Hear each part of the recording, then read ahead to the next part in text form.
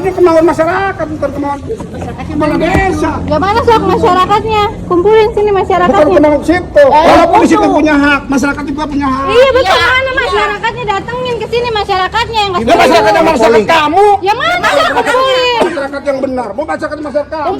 Kumpulin mana sini masyarakatnya? Kamu tuh harusnya ikuti masyarakat. Iya, mana masyarakat?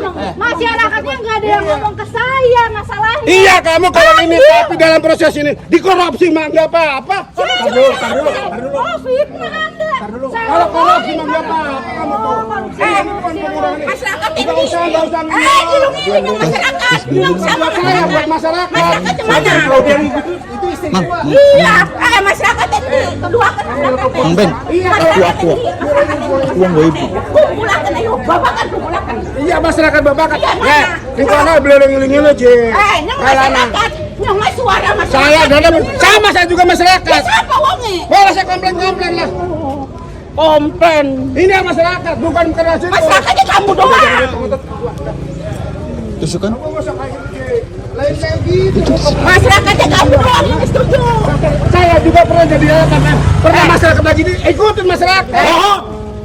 Dulu waktu bos jadi LPM, ya. Masyarakat ini pun santai. Di sini, di sana, Waktu ngecor di sana 3 meter, 3 meter saya 3 meter setengah. Hasilnya kan halal.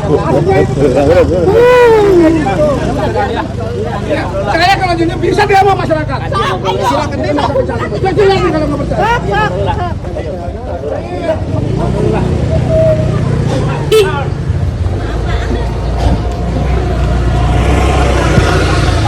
Waduh, dewa masyarakat bener aimu.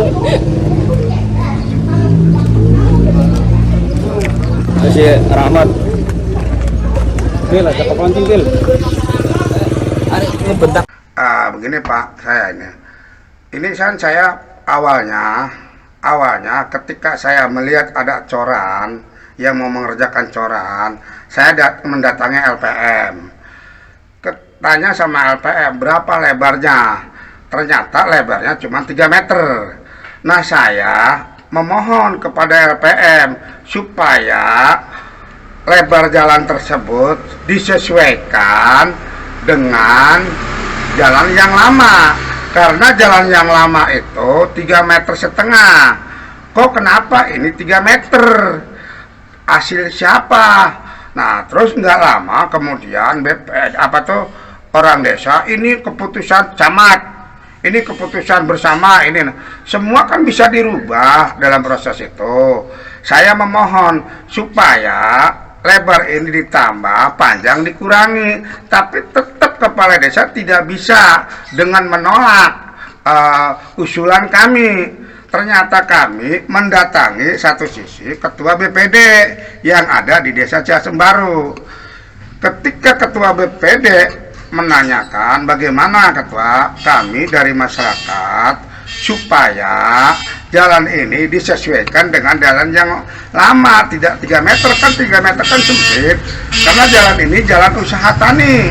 Jadi setiap panen itu dilewati oleh para petani pengangkut gabah. Makanya kalau 3 meter ini sangat sempit. Kalau 3,5 meter itu menurut saya cukup, karena ini bukan untuk kepentingan kami, untuk kepentingan bersama tujuan kami, tapi kepala desa tetap menolak.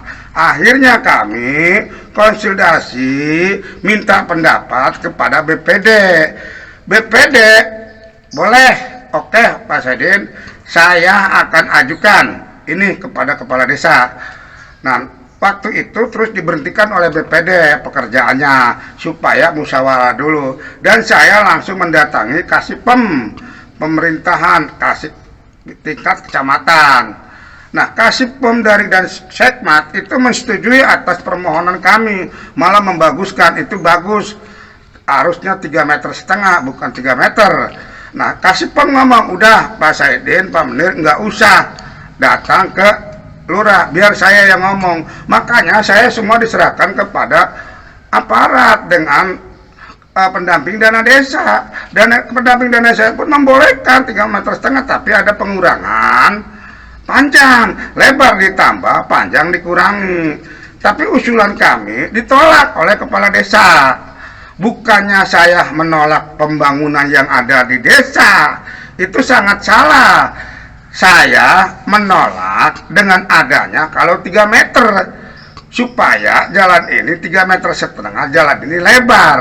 Bukannya menolak pekerjaan, itu sangat salah kepala desa tersebut, sangat salah resepsi. Nah, saya sudah menyerahkan, kedua hari kemudian ada di depan masjid itu, oh banyak orang, kata saya tuh. Saya lihat lewat, ternyata masih urusan jalan itu. Ternyata nggak lama BPD menghampiri saya. Ternyata usulan BPD ditolak juga oleh kepala desa. Makanya saya langsung mendatangi kepala desa sambil berkata, kenapa sih kepala desa Sebangkreng itu kok sekeras itu? Permohonan BPD aja ditolak, permohonan dari Kasipem juga ditolak. Terus BPD apa tuh desa ini mau nginduk kemana? Terus masyarakat langsung menyerang ke kami. Timnya itu suaminya, istrinya daripada LPM. Ngomongnya yang lain-lain. Masyarakat mana yang tidak setuju? Masyarakat mana? Saya tidak mau masyarakat ini dengan masyarakat jadi korban. Makanya saya sebagai perwakilan aja. Bukan saya ini preman. Alhamdulillah kalau disebut preman ya saya juga nggak apa-apa. Yang penting preman di desanya membangun, daripada uang tersebut diambil dan dikorupsi oleh kepala desa. Makanya kepala desa selalu kemana saya, karena kepala desa lagi dikritisi oleh kami terkait anggaran tahun 2022. Ada anggaran tidak ada pelaksanaan, hampir kurang lebih 500 juta yang tidak diterapkan oleh kepala desa. Nah, terus yang kedua, tahap pertama 2023 hampir 450 juta dengan ketahanan pangan. Sama sekali tidak ada bangunan fisik pun, 1 senti aja tidak ada. Terus uang itu kemana? Saya pertanyakan sama kepala desa. Makanya kepala desa membalik arah ke kami, menuding bahwa kami adalah menolak pekerjaan itu. Itu yang kami terangkan, Pak. Makasih. Viral di media sosial, seorang kepala desa cantik nampak berbalas kata dengan seorang pria bertubuh besar. Pertengkaran tersebut diunggah kepala desa cantik Indah Aprianti di akun TikToknya @nengkades. Adapun caption di video yang Ibu Kades unggah adalah penolakan perbaikan jalan yang rusak. Kontan saja, tindakan Ibu Kades yang berani melawan si pria mendapat simpati dari warganet. Tak sedikit warganet yang menuduh si pria adalah preman, LSM dan oknum perusuh. Setelah ditelusuri lebih jauh, ternyata si pria bukanlah preman. Namun ia warga desa tersebut. Ia keberatan bila perbaikan jalan hanya selebar 3 meter, dari lebar awal 3,5 meter. Sebelumnya si pria juga sudah menyampaikan usulannya ke BPD, dan BPD mendukungnya. Namun kepala desa tetap pada rencana awal, perbaikan hanya selebar 3 meter. Sangat disayangkan, permasalahan yang sebenarnya sepele menjadi keruh akibat ketidakbijakan dan ketidakmampuan kepala desa menyelesaikan masalah. Ibu kepala desa justru menanyakan masyarakat mana yang keberatan, hingga menyulut warga lain bersitegang dengan si pria. Seharusnya, ia bisa mengajak musyawarah si pria melibatkan BPD dan kalau perlu ada keterlibatan kecamatan. Hingga tak perlu ada pertengkaran antar warga, yang selama ini digadang-gadang sebagai penyebab tak bisanya kepala desa membangun.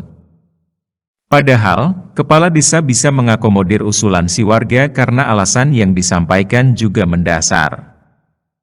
Tinggal disesuaikan dan dibuatkan berita acara, lebar ditambah sesuai lebar awal jalan. Panjang jalan yang diperbaiki yang dikurangi, volume tetap sama.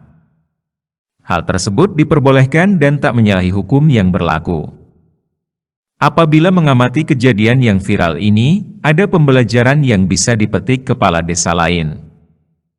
1. Kedepankan pendekatan persuasif, kekeluargaan dan musyawarah mufakat. 2. Jangan benturkan ketidaksetujuan warga dengan warga lainnya yang mendukungnya. Hal inilah yang memperparah disintegrasi warga. 3. Libatkan masyarakat dalam perencanaan pembangunan dari lingkungan terkecil, musyawarah RT, musyawarah dusun dan musyawarah desa, hingga sedari awal masyarakat tahu pembangunan apa saja yang akan dilakukan desa, lengkap dengan volume dan anggarannya. 4. Sosialisasikan perencanaan dan pelaksanaan pembangunan secara terarah, melalui media cetak, banner baliho, website dan media sosial hingga maksimal menjangkau seluruh lapisan dan kategori masyarakat. Ingat, sebagai kepala desa Anda wajib mendengar aspirasi warga. Lalu mensinergikan dengan visi misi Anda tatkala mencalonkan diri sebagai kepala desa. Tidak seperti yang dilakukan Kepala Desa Indah Aprianti yang mempertahankan argumentasi dan memposisikan warga sebagai musuh. Diperparah dengan membiarkan antar warga saling bersitegang dan bermusuhan, lalu mengunggahnya di media sosial. Semakin menunjukkan ketidakmampuan kepala desa dalam merangkul warganya dalam kebersamaan guna melancarkan pembangunan. Atau ini memang tujuan si kepala desa, sebagai upaya menunjukkan bahwa disintegrasi ada di desanya. Hingga dibenarkan apabila ia meminta perpanjangan masa jabatan. Padahal disintegrasi nampak jelas disebabkan karena ketidakmampuan si kepala desa dalam meredam permasalahan di desanya. Semoga kepala desa yang lain lebih arif dan bijak menangani permasalahan di desanya, hingga persatuan dan kesatuan desa tetap terjaga.